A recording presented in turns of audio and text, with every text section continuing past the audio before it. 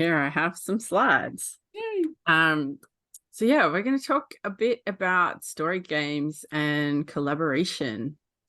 But before we jump into that, I'm going to acknowledge, in the spirit of reconciliation, we at Amble Studio acknowledge the traditional custodians of the land now known as Melbourne, the Boonwurrung people and the Wurundjeri Wurrung peoples of the Eastern Kulin Nation, and their ongoing connections to land, sea, sky, and community. We pay our respects to their elders past, present, and emerging, and extend that respect to all Aboriginal and Torres Strait Islander people across Australia. We acknowledge that sovereignty has never been ceded. And it feels particularly important to make that acknowledgement in this week. So before we get started, we're gonna play a game. So yeah, let's just introduce. Oh, I'm gonna hand to Logan. That's what I'm gonna do. Yeah. Well, as Kiri has teased you with, let's introduce each other. You've heard who me and Kiri are and a little bit about Adam, but I'd like to hear David and Julie. Who are you? What are you doing here? What are you excited about? David, off you go. There we go. So I'm here because the title on things sounded really interesting, and I'm interested in life, the universe, and everything. Okay. Perfect. Thanks, David. Okay, that's really good. So hi, I'm Julie, and I've been a member of ILP for maybe 5-6 years, something like that. And I'm an independent training contractor. I work for companies. I use their own IP. I don't sell in my own IP. Probably do adaptations and things like that. And I just love to know where things are going so that I can help people stay abreast. They can look it up and Google it and do their own learning in topics that are really interesting above and beyond the intellectual property that I have to present. Wonderful. Thanks everyone. It's good to meet you. So now what we're going to do, I've chucked in the chat here a list of names. We're going to play a word at a time storytelling, which is just to loosen us up and get us in a gameful frame of mind. Now the way that we play is much like the title suggests, word at a time story. We're going to say one word each in the order that's in the chat. We're going to try and build a possibly cohesive story together. So I will go first, and we'll just go down the list. Just pop as it's your turn. So once Upon. One word, remember. What was that? Once upon a time we're at so far. But I don't know who the list is. I was the fourth, so David's gone. Yeah. Book. Once upon a book. Oh yeah, I'm just trying to make it not once upon a time. Okay, Yeah, once upon a book. There was An Effalump. effalump. That counted 5,000 Peaches. Upon. wondering. how Sorry, Say again. Upon wondering how so Sorry. Okay. many Universes. Could fit inside a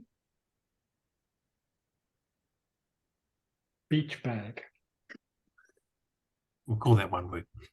suddenly From within the Largest. beach bag. jumped 4.5. stretching. 4.5. I am. It's a number. It's one number. 4.5. Jumped 4.5. Angry.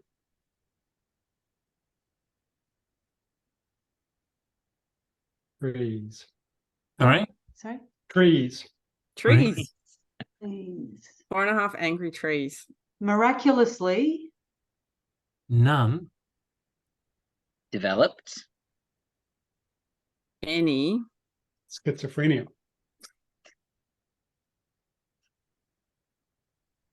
Luckily. Peter. Also. Jumped. Many. Meters. Down. The. Bank. All right, so there you go. We'll pause our story there, but that's the kind of idea of one word storytelling. And the really interesting thing and fun thing about one word at a time storytelling for me is that you have no idea where it's going to go. We even at the start there was a clear illustration of we had once upon a, and then Julie was like book.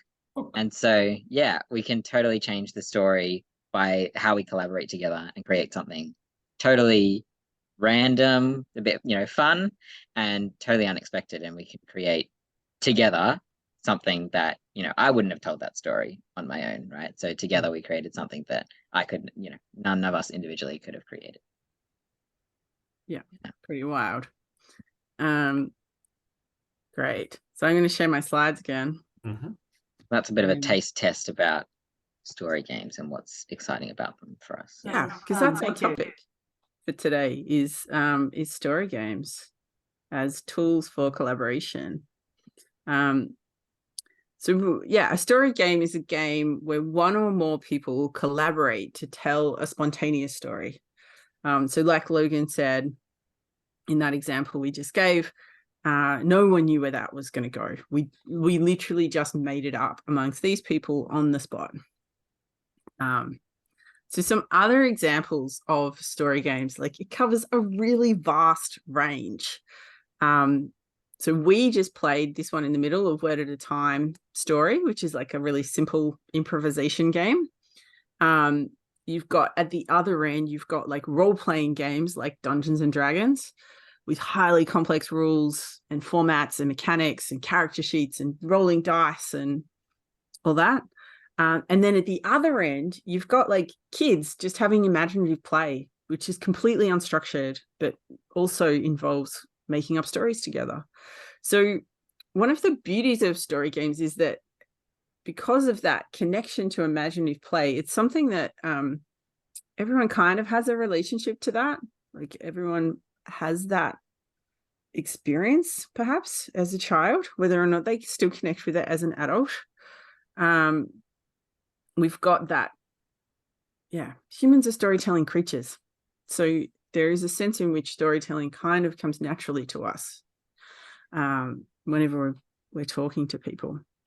Some other features of story games. They often emphasize collaboration and relationships and camaraderie. So where we're used to thinking of games as like winners and losers, story games is very much, we all win together. We all win by creating a story together that works for us. David just pointed out that kids often spend as much time making up the rules of the game as playing it, which is still like, yeah, it's a beautiful example of collaboration. Story games often emphasize character development and emotional journeys. They often have an explicit narrative structure with kind of discrete scenes or phases. And they involve all the players in co-creating the world that they're in. They often encourage non-violent problem solving. So it's not always about, again, like winners and losers or, someone dominating and someone being oppressed. And they inspire players to use skills that are crucial for collaboration. So this is really where, the folks who are in Amble Studio have all played Dungeons and Dragons, and a few of us played Dungeons and Dragons together really regularly. And one of the reasons we started Amble was because we could see, in our work as consultants and working with organizations about collaboration, we could see how just playing this role-playing game, people naturally express these collaborative skills. And so we became interested in how to use what we were learning from our experiences of playing role-playing games in workplaces and in a professional environment.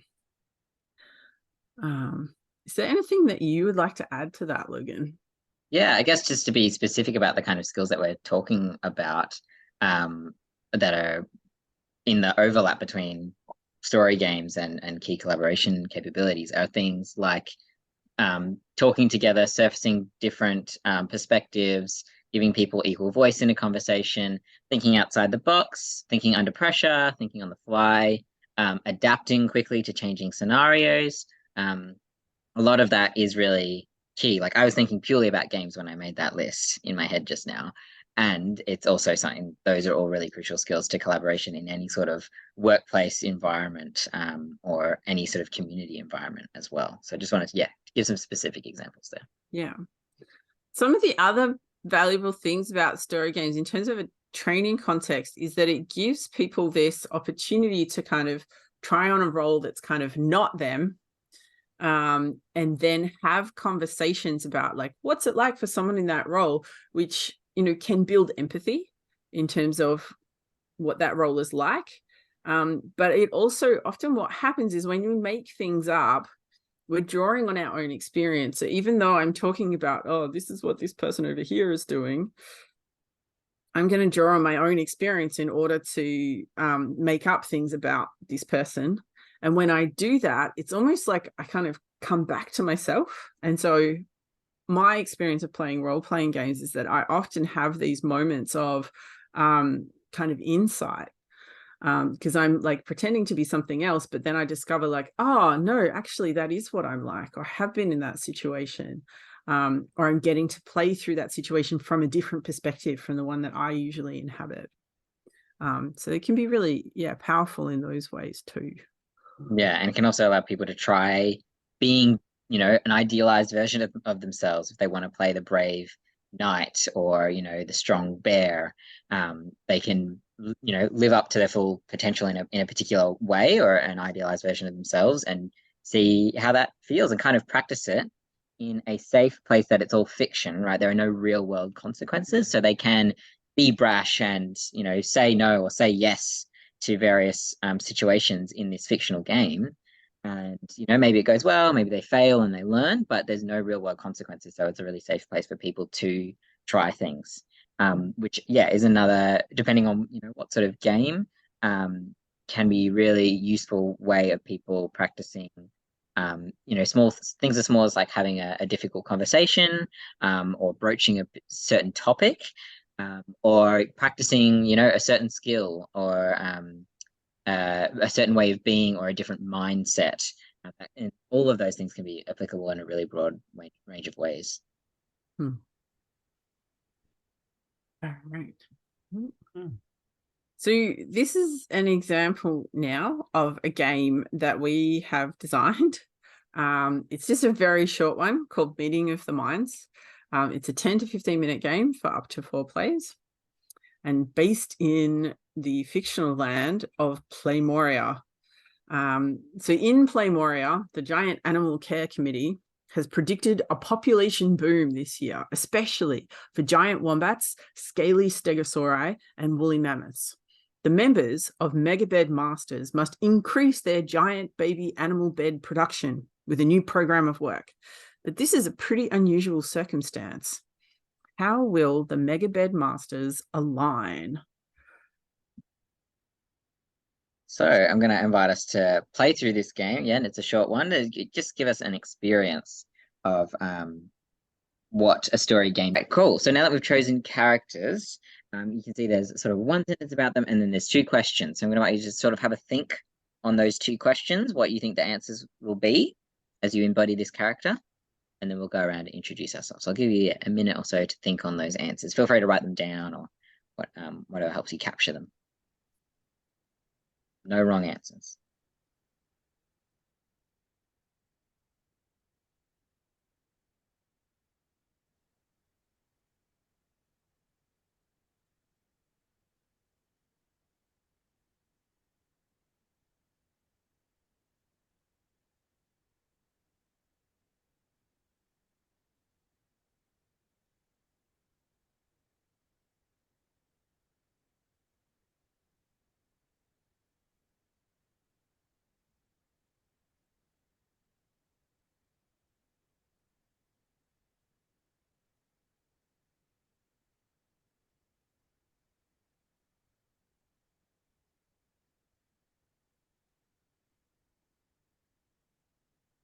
Jason's looking back up at the screen.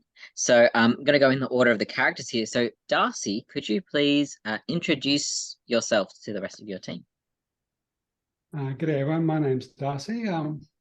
I actually have very high hopes for this project. I totally think we can do this. I really do. And I think that our best approach is not kind of like a bull at a gate, but kind of just build and build and build and build. So that kind of climb as opposed to climb. Thank you, Darcy. Thank you, Darcy. Alex, Right. please Well, introduce yourself. yeah, I'm Alex, and I love building beds. I like to take my time. I love to almost bask in the making of a bed and stop and take a look and take in the beauty of the thing and just become one with it. But I realized that in order to fulfill this, I'm going to have to change some of my ways.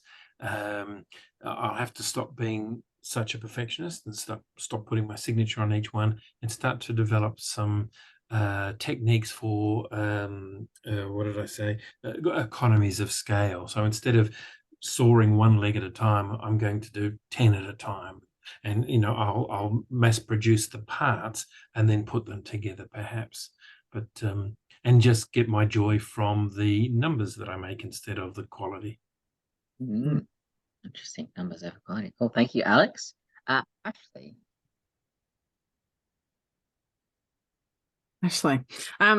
Yeah, look, I've been doing this for a long time, and I'm really familiar with the process, and I like to just work on my own. So hopefully we can really just keep the meetings to a minimum. If we all just do what we're here to do, I'm sure we'll be fine.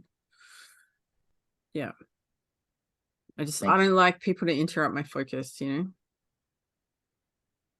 Thank you, Ashley. Understood. And Jamie.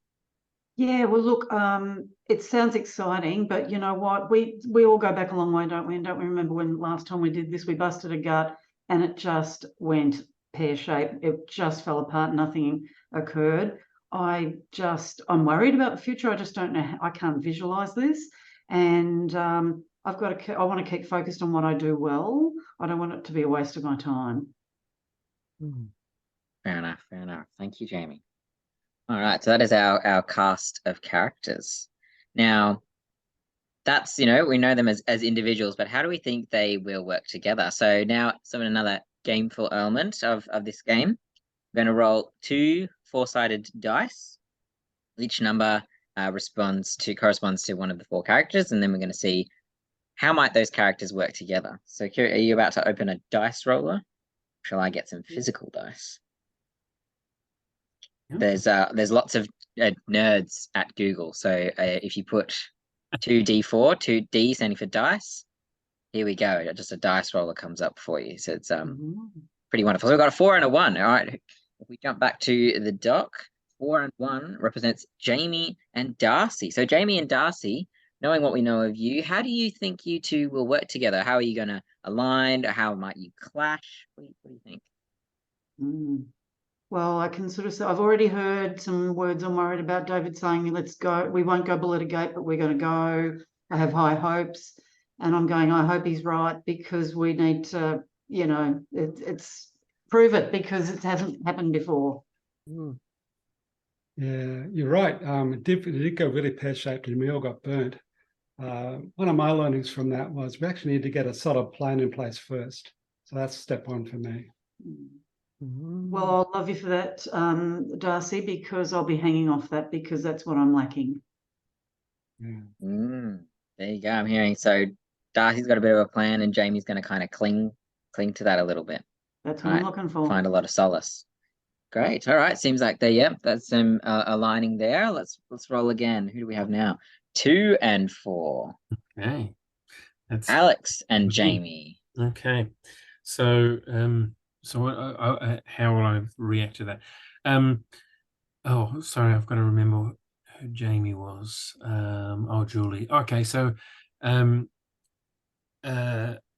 look, I enjoy an environment where there's lots of encouragement and so on, and I'm a bit worried that Julie's got this sense of impending doom on it, and that's going to sort of demotivate me a little bit in that, you know, because I get my joy from the creation of the product. I'm a bit worried that it's going to ruin staff or my motivation. Yeah. Oh, look,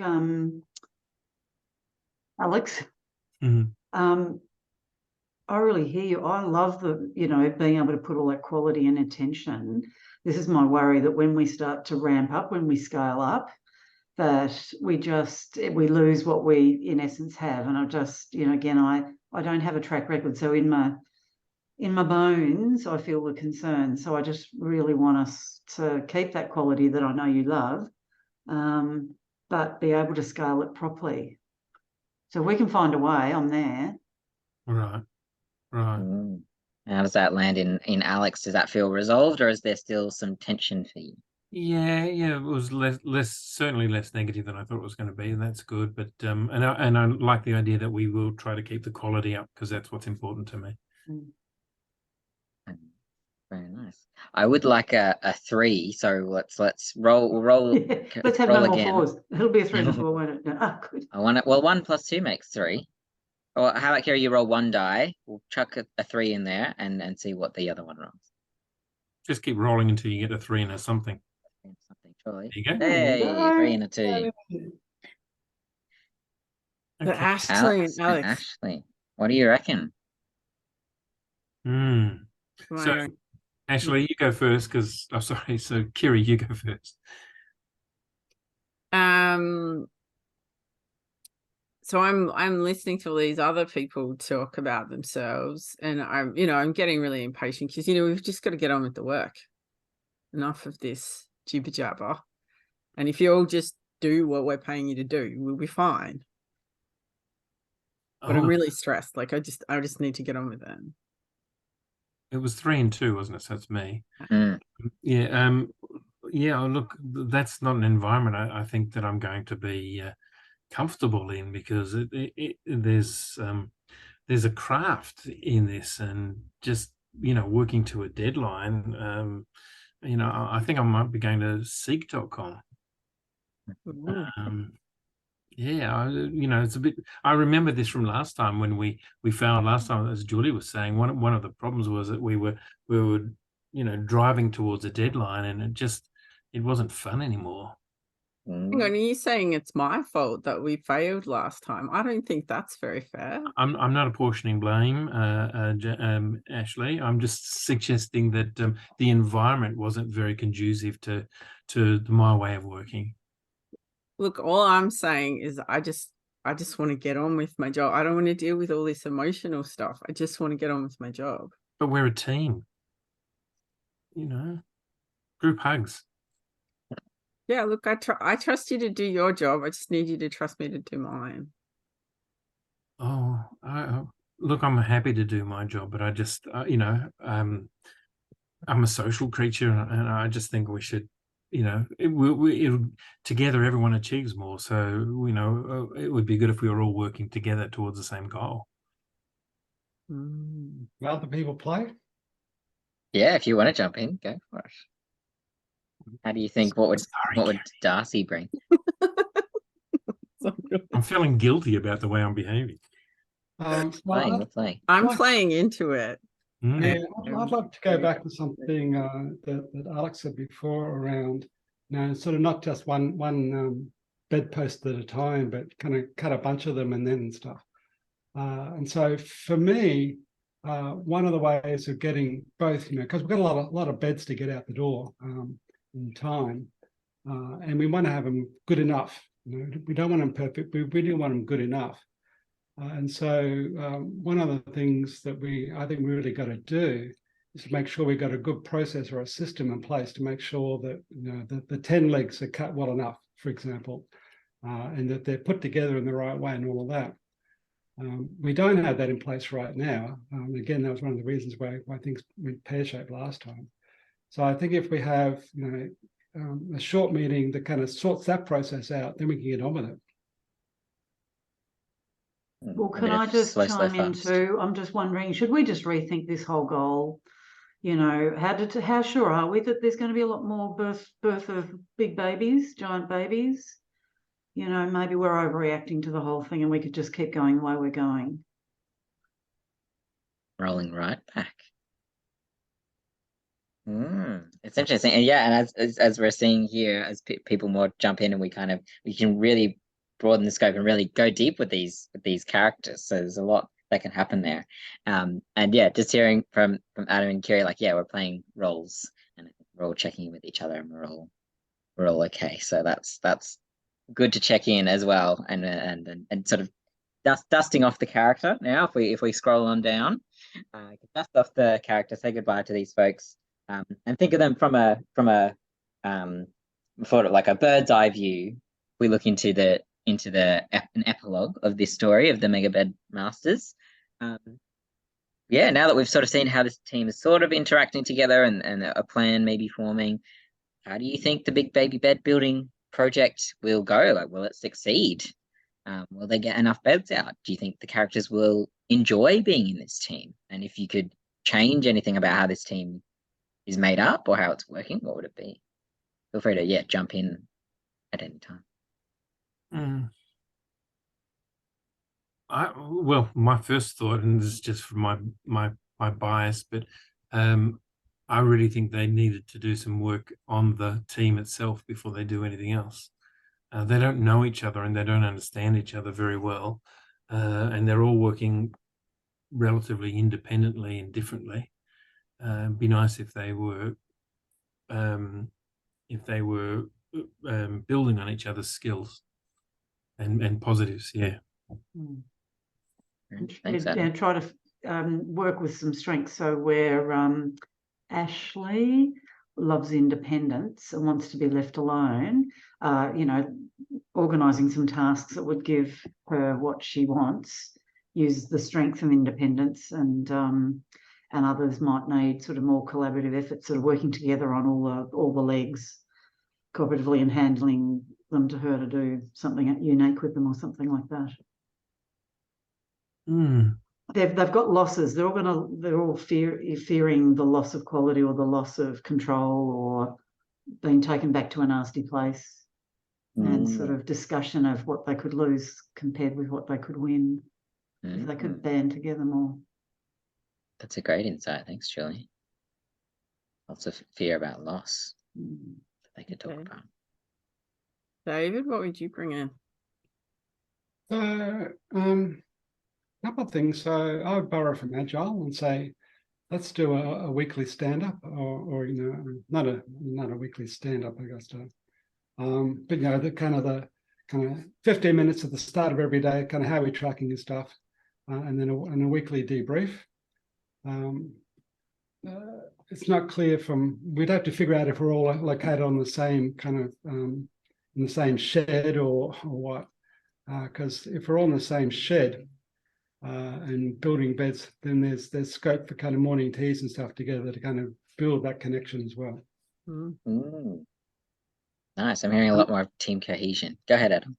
No, this is just an aside. I just got a notification from Zoom saying that our masterclass starts in 5 minutes. So I'm just a bit worried that something horrible is going to go wrong. Oh, that's right, because it would have had we're now time zone 4:30 start.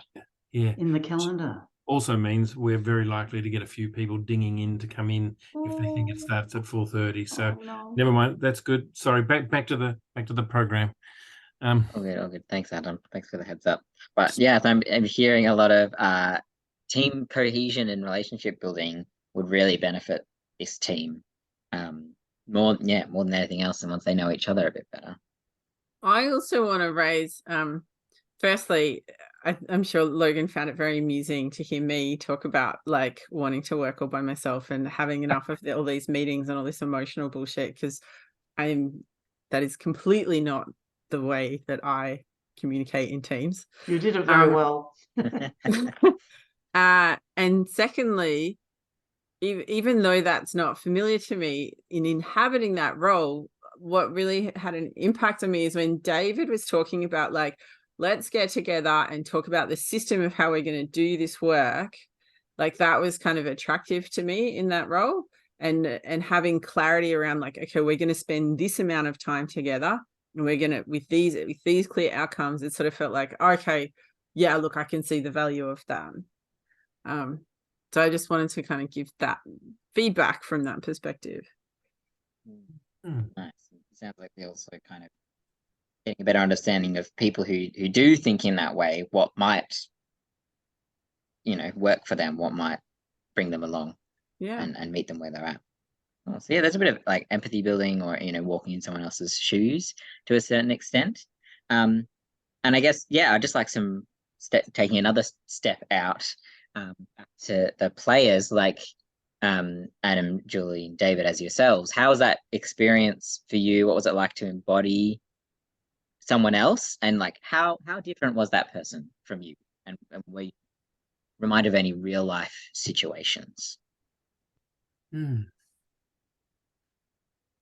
I enjoyed sort of blowing it up a little bit, because, regrettably, as much as I'm involved in change management and all sorts of interesting things, there's a little part of me that still goes, oh, but remember when? And I hate doing it, and I always kick myself for doing it. I go, why do I keep doing that? But I do it.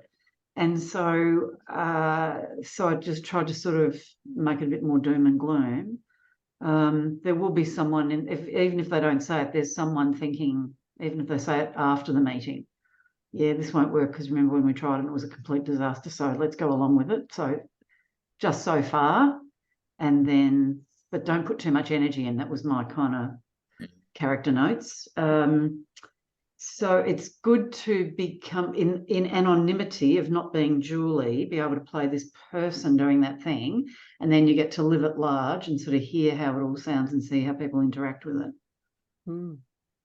Thanks, Julie. Yeah, you get to practice turning that dial up and seeing how's it going to go, how are people going to respond. Yeah, with the safety of it not being me. Yes. Thank you. Any other reflections, Adam or David? Yeah, so how close to the role to me was, here we go. We've got someone joining in. I'll let her in a sec. Yeah, look, I think perfectionism is a plague, so that was a bit of a hard stretch for me to be a perfectionist. But the idea of taking time to do things sort of suited me a bit, but you don't get time much these times. I'm going to let Tammy in, okay? Okay. We'll have to explain. What's coming up? Okay, so 4:30. No, she's still connecting to audio. Yep. Oh, and Ali. Okay. Oh, right. That's what's happened. That's a shame. 7 people. We've got they'll still have the video to watch back. Yeah. Hi, Tammy. Hi, Alison. How are you? There's quite a bit of confusion about this particular session, and we've been going at it for an hour now. Oh. Yes, but Oops. Well, no, and I even Googled that I had the right time. I'm so sorry. It's not your fault. There's been quite a bit of confusion on the website. Something went horribly, horribly wrong. And even some other people got sent the wrong link. So something's gone horribly wrong, but we have recorded it. So you'll be able to view it back, even though that recording is going to be in 2 parts because something went horribly wrong in the middle as well. So this is good old Murphy's Law. But I tell you what, the flexibility and adaptability of this gang is pretty good. All right, so what we've just done, I'll just explain briefly to you, Tammy and Ali.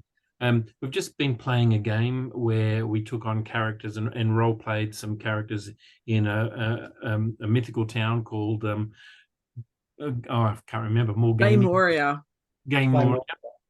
And we're just analysing the roles that we took on and so on. So I'll hand it back to Logan and Kiri, and we'll continue on and just enjoy. Yeah, welcome both Tammy and Ali. But David, I would like to hear if there's any reflections from you that you'd like to share.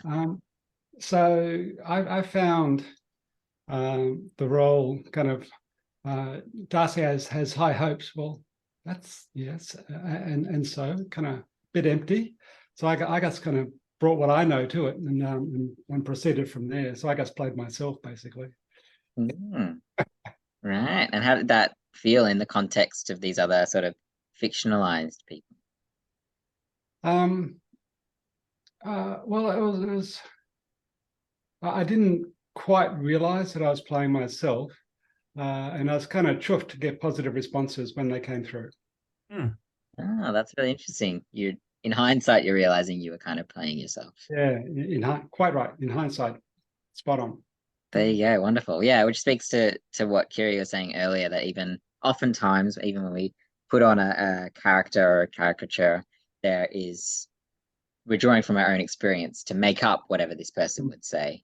And so there's still an element of ourselves in there. And it can have that insight, like, as you're saying, you were chuffed when people were having positive responses, which can be like, oh, people will positively respond to me if I act like this. So that can be some real life takeaways there. Awesome. Yes. Well, thank you, Adam, Julie, David, and Kiri for playing. Yeah, I think now we'll speak to some other examples. Kiri will slideshow it up again. And these are other examples of games that Amble Studio has designed ourselves and in partnerships as well. So that was Meeting of the Minds that we just played.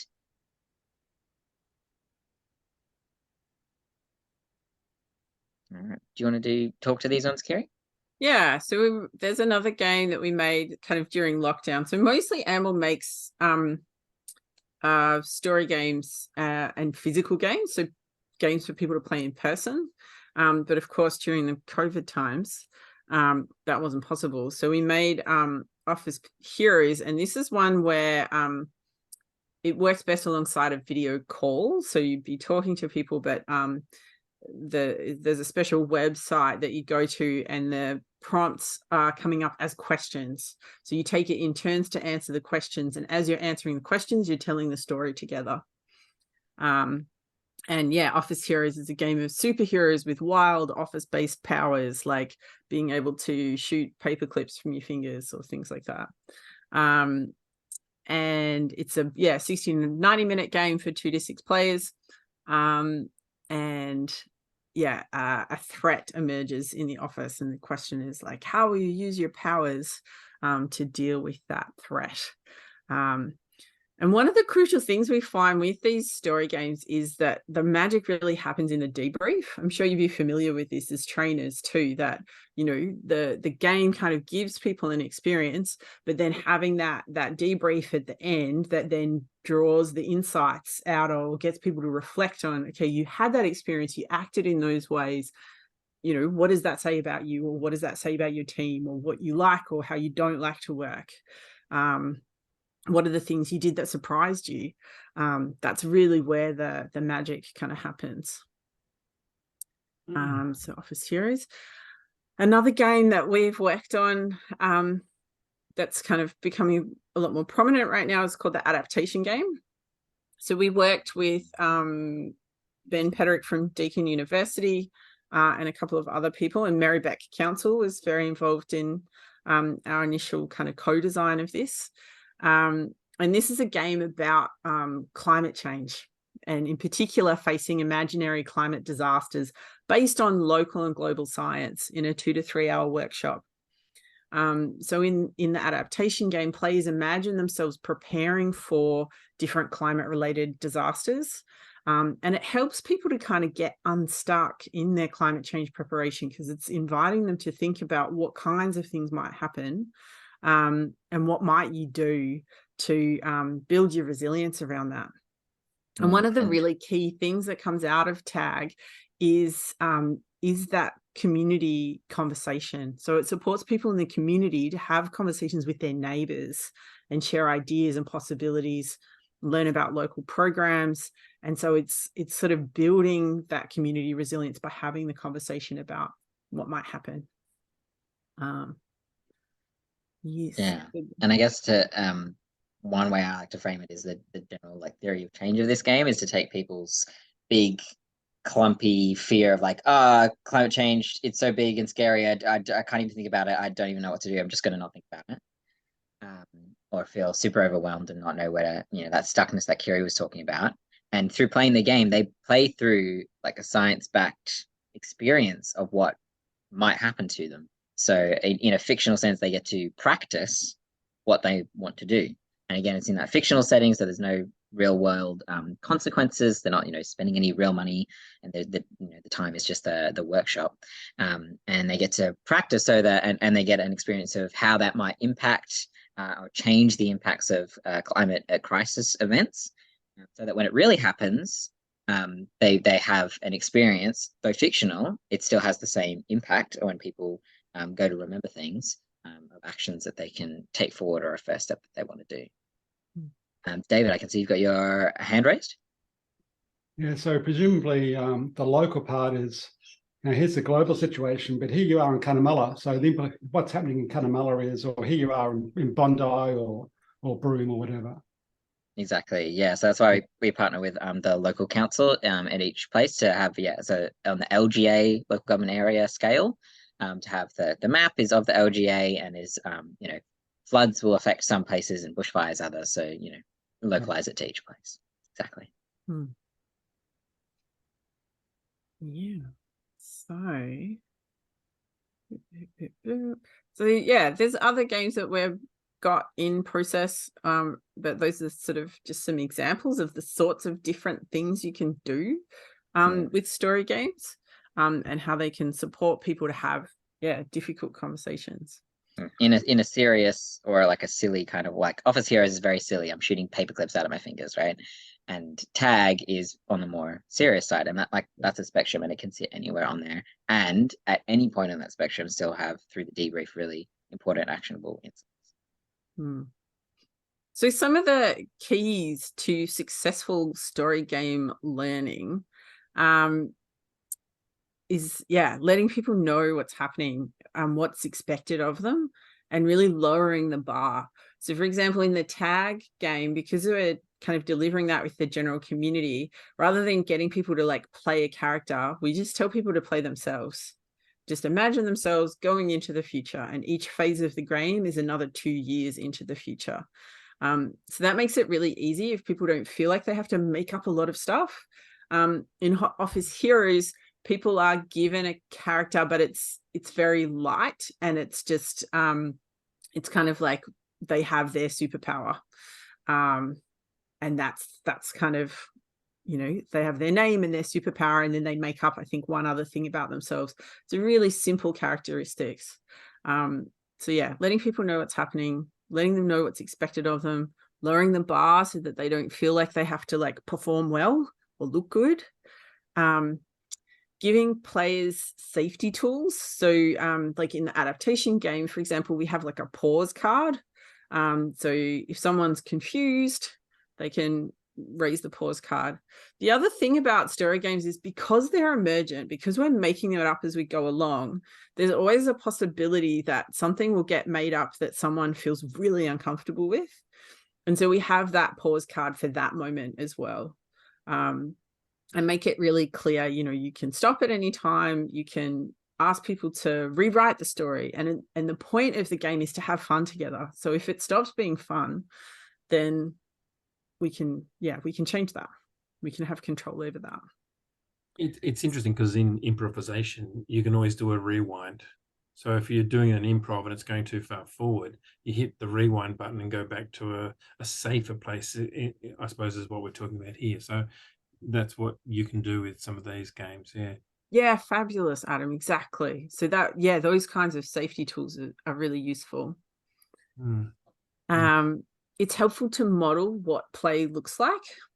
So we didn't do that so much in Meeting of the Minds, but with this Word at a Time story, like Logan and I went first to kind of show other people what it could look like. And with the adaptation game, we have a facilitator at the table to sort of help people along a little bit. And our final point there is to design a debrief that helps players reflect and draw out the insights from their experience. So as we were saying before, like in the game, they have an experience, they tell a story together, and then having that meta conversation adds so much value, because there's often things that people just do without thinking about it. And it's only when you ask them the question, like, so what surprised you about that experience? That then they're like, well, actually, I did this, and I totally wouldn't have expected myself to react that way. and this question was asked of me, but do you have a methodology or a framework for debriefing the sessions? Is there a pattern or a set of rules for debriefing? Or you're expecting us to be good at it anyway? What do you think, Logan? I think for us, it comes back to the, like when we're designing a game, we always come in with an aim and a particular experience that we're trying to create. And then the debrief questions often come out of that aim. And so if it's, with Meeting of the Minds, the aim of the game is to help us to get to know other people in the team, or have an experience of learning about other people in the team. So the debrief questions might be like, yeah, how much do you feel the other people in your team? What was it like for you to embody that role? Because that role could be someone else in your team in reality if you're playing a different character. So questions around that, I think.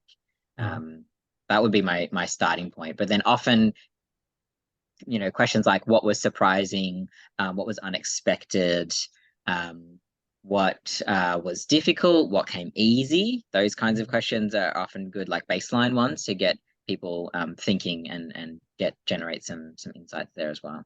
So those sorts of things have been included with the game instructions and so on.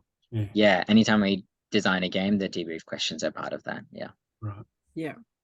Yeah. And so like in Office Heroes, where it's sort of set up so you go to the website and the questions come up kind of on screen for everyone to see. And the website's set up in such a way that whoever clicks the next button, everyone sees the cards change.